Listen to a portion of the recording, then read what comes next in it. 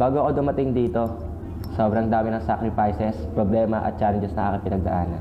Dahil dito natuto ako lumaban. At sa pagkakataon ngayon, hindi ko hahayaang mabaliwala lahat ng yun. Gusto ko to, eto ang pangarap ko. Ako si AJ, Tubong Muntinlupa, Dugong Astig. Panoorin niyo to.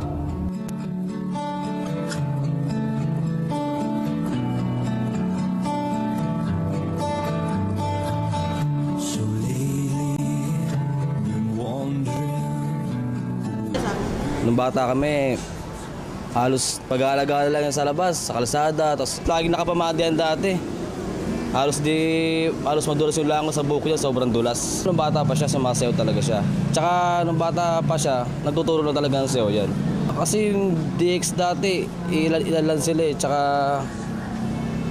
siya yung nagpursige mabuo yung grupong yun. Si Alvin, parang totoy na totoy pa noon. Payat tapos totoy. Parang laging takot sa tatay niya. Si Tawa yan, lagi yan nakatawa. Tapos parang sa kanya laging laro lahat. Pero tuwing may shows, seryoso yan sa lahat ng bata. Nung nakilala ko yan, siguro 17 o 18 years old siya. Actually, ang pinagdaanan niya sa DX,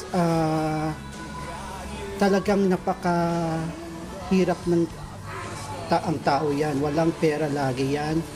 Nagpa-practice sila, rain or shine, sige lang, para lang makasali ng competition. Minsan si Alvin stricto, pero minsan kasi yung kagrupo niya, barkada niya, kaya minsan maluwag ang pagtuturo niya noon. Kami ni Kuya Alvin, nagkakilala kami. Nagpa-audition kasi sila ng mga babae sa DX. Nag-audition kami. Tapos nung una hindi ako natanggap kasi ma-attitude problem daw ako, ma-outed daw ako. Tapos pinabalik kami.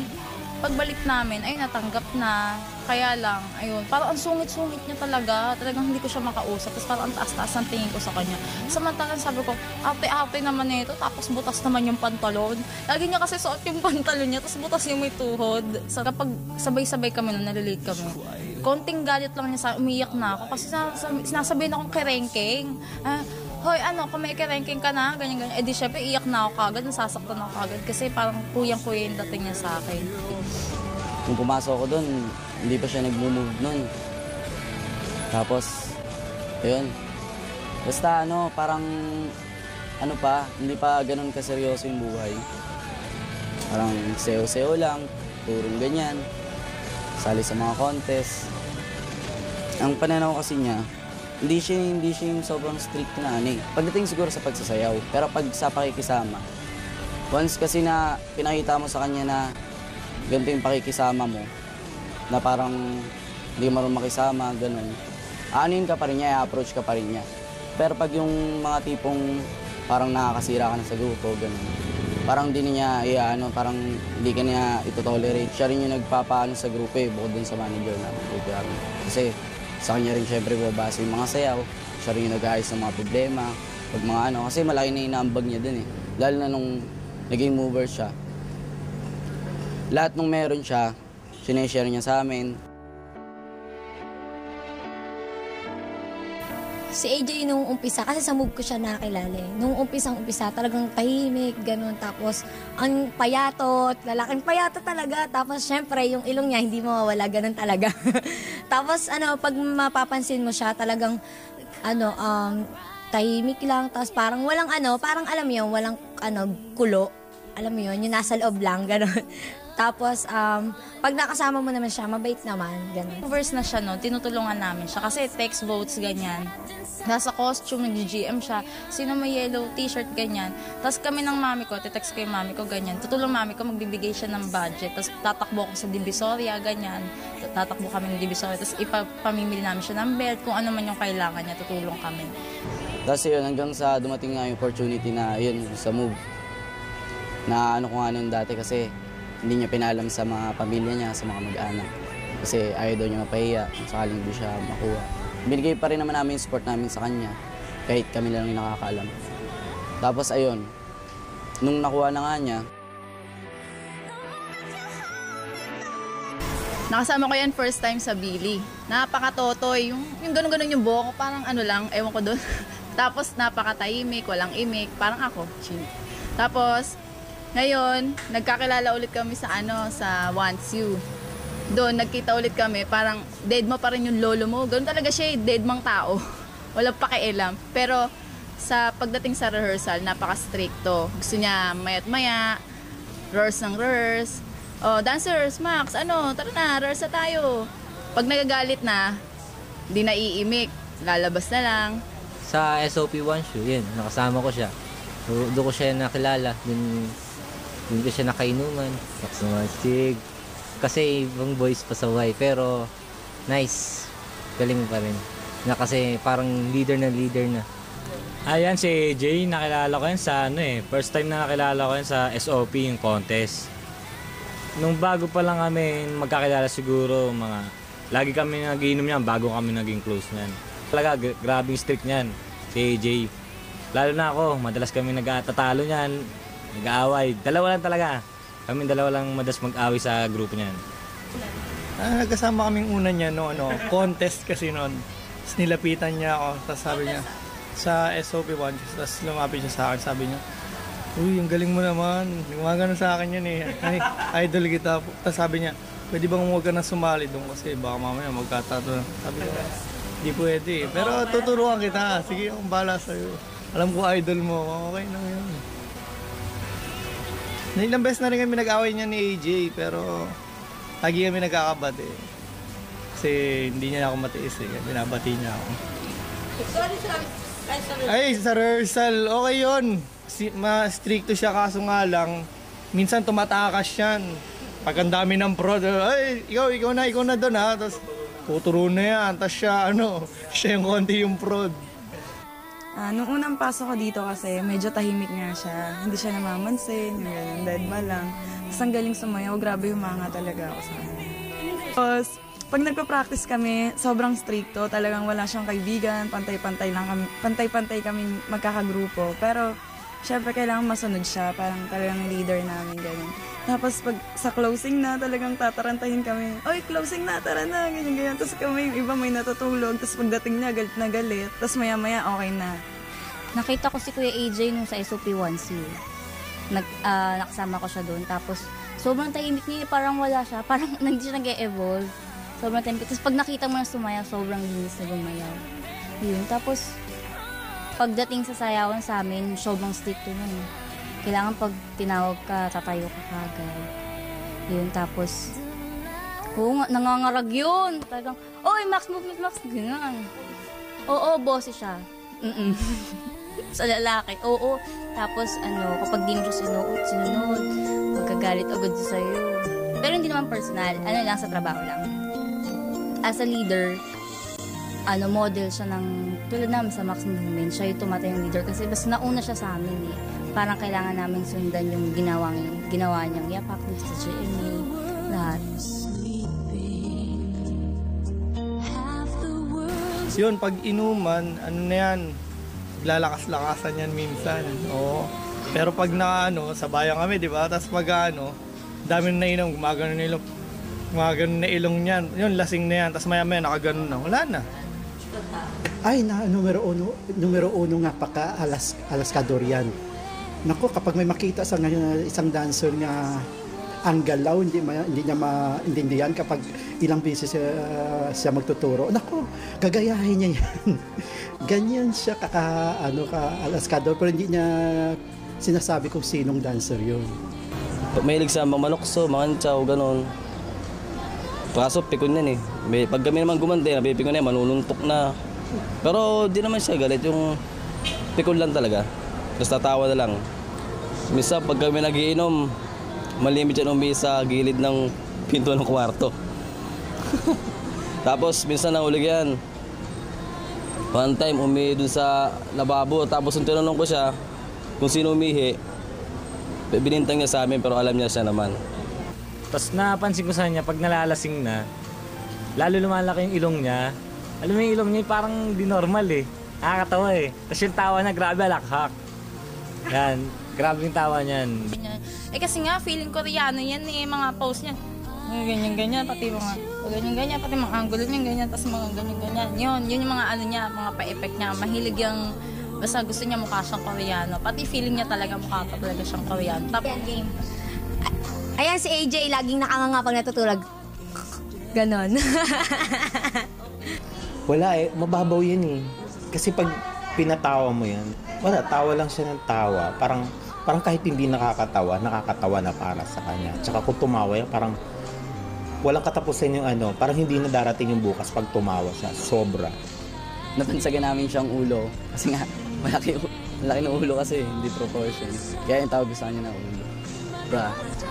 Pag tumatawa yun yung, mapapansin mo kasi pag tawa ng tawa, lumalaking butas ng ilong, tapos napakalaki ng buhanga.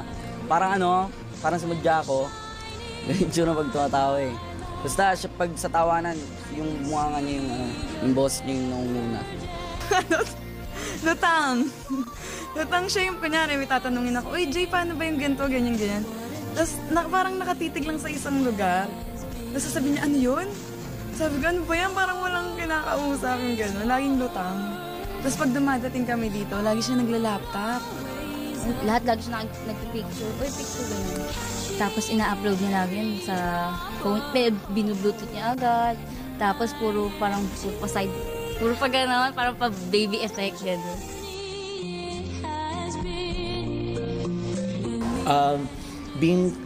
Sana siguro nandiyan ka na, narating mo na yung gusto mong marating, na gusto mong sumayaw on television, and yan, nakuha mo na yung lahat, and thank you sa lahat ng support mo na hanggang ngayon nandiyan ka pa din, and para sa grupo, para sa akin, sana wish ko lang na magkatuluyan na kayo and tigil mo na yung pag-iinom mo at saka paninigarilyo mo, yun lang, and I hope hindi mo kami iwan. Love you. Ay, Ulo. Happy birthday pala. Pasensya ka na sa sinasabi ko. Nang wish ko ngayong birthday mo, sana baguhin mo yung konti yung lifestyle mo kasi medyo yung lifestyle mo, medyo basta alam mo na ibig sabihin, ha. AJ, happy birthday! More birthdays to come! Maynard! Tsaka Regan. Maynard! Alam ko birthday mo ngayon, matanda ka na, hindi ka na makakalihim sa amin. Sa enjoy lang, pag tuloy-tuloy lang lagi. Pasyat ka na, ha? Oo, grabe yan. The best yan. Dami ko natutunan sa kanyang mga bagay na dapat kong gawin. Sa mga naturo niya sa akin, napakinabangan ko rin. Ano pa ba? Ilong, muka, mujaku. Ano pa ba? Ayun na lang. Happy birthday, pare. More blessed pa and more birthday pa para sa'yo. Alvin Saratnos, happy birthday, boy! Naks naman, hanap yan. Ilang taong ka na? Uy! Yun lang, stick. Kawa. King! Ayun, happy birthday. Sana huwag ka magbago sa amin, ganyan. Yung ugali mo, huwag mong babago. Wish ko sa'yo na sana yung gusto mong marating sa buhay mo, marating mo. And always pray lang para matupad yung mga pangarap mo. Yan, ay Kuya AJ, happy birthday. Nandito lang kami para sa'yo. And good health, wish you good health, good career, saka good family in the future. Yeah! Basta ayun, mahal na mahal ka namin ng buong grupo, mahal ka namin, mahal kita, at saka nandito lang kami para sa'yo. Kuya Alvin, happy birthday. Sana huwag ka magbago. Kung ano yung pagkakakilala ko sa'yo noon, kahit maraming mga detractors, kahit mga kasi alam naman natin yung sarili natin. Kung kahit pilit silang manira, okay lang yun. Kasi at least ikaw, mabuti pa rin yung ginagawa mo. Tsaka ikaw magsawang sumuporta sa mga naniniwala sa'yo. Ayun, Kuya Alvin, happy birthday. Ayun, napasalubong ka naman pagbalik namin eh. Alam mo na yan. Ayun, kahit namang pasalubong ko, huwag mo naman papahiram sa iba, ha. Pag nagpasalubong ako, gusto ko exclusive lang sa'yo yun. Pati, yun, sana pahalagahan mo ayun lang. Tapos, Huwag ka na magyosi pati mag-inom. Nakakainis ka naman eh. Paggawa mo na yung bahay nyo kasi nagiinom ka. Yan lang. Happy birthday. Alvin, may 3 wish ako sa iyo. Una, yun, lahat ng pangarap mo, yung iba natupad na. Sana marami ka pang projects o marami ka pang mga show na darating sa buhay mo. At pangalawa, sana bigyan ka lagi ng yung healthy, laging in good health, para kasi kailangan mo yan kasi nagsasayaw ka, kailangan lagi kang malusog ang katawan.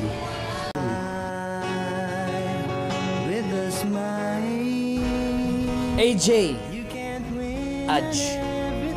AJ, gusto ko lang sabihin sa'yo, first of all, happy birthday.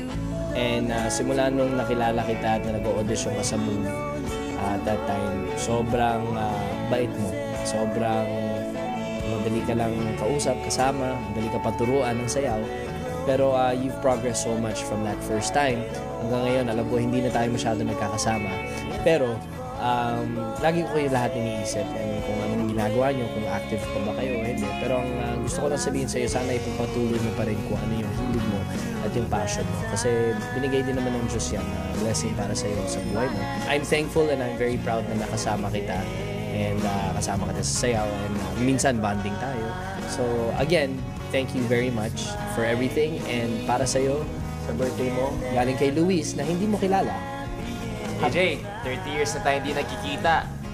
Grabe. Ay, nako. Happy birthday. Ayun, di ba? Just wanna say, AJ, again, more blessings sa buhay mo. Your family, good health, party lang ng party dyan. Kaya lang ingat ka lagi. So, take care, God bless.